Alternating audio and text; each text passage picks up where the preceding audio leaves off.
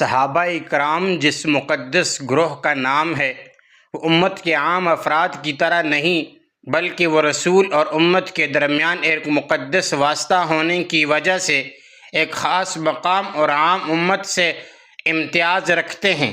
یہ مقام اور امتیاز ان کو قرآن و سنت کی نصوص اور تصریحات کا عطا کیا ہوا ہے، اور اس لیے اس پر امت کا اجماع ہے کہ تمام صحابہ اکرام سچے عادل اور نمونہ ہدایت ہیں۔ اس اجماعی عقیدے کو تاریخ کی روایات کے انبار میں گم نہیں کیا جا سکتا۔ محققین کا قول ہے کہ اگر کوئی روایت ذخیرہ حدیث میں بھی ان کے اس مقام اور شان کے خلاف نظر آتی ہو تو اسے بھی قرآن و سنت کی نصوص واضحہ اور اجماع کے مقابلے میں متروک تصور کیا جائے گا۔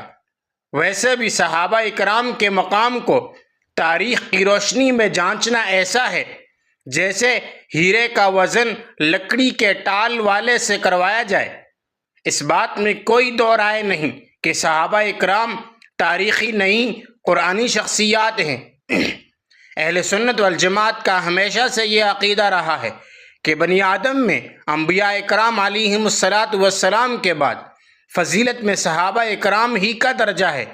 حضرات صحابہ اکرام اگرچہ معصوم نہیں ہیں، مگر ان سے جو بھی کام ان کے اپنے شایان شان نہیں تھے اور ان سے صادر ہو گئے تھے، وہ اللہ تعالی نے معاف فرما کر انہیں اپنی رضا کا پروانہ عطا فرما دیا۔ رضی اللہ عنہم ورضوا عنہ، یہ قرآن میں اللہ رب العزت نے صحابہ اکرام کے متعلق فرمایا ہے۔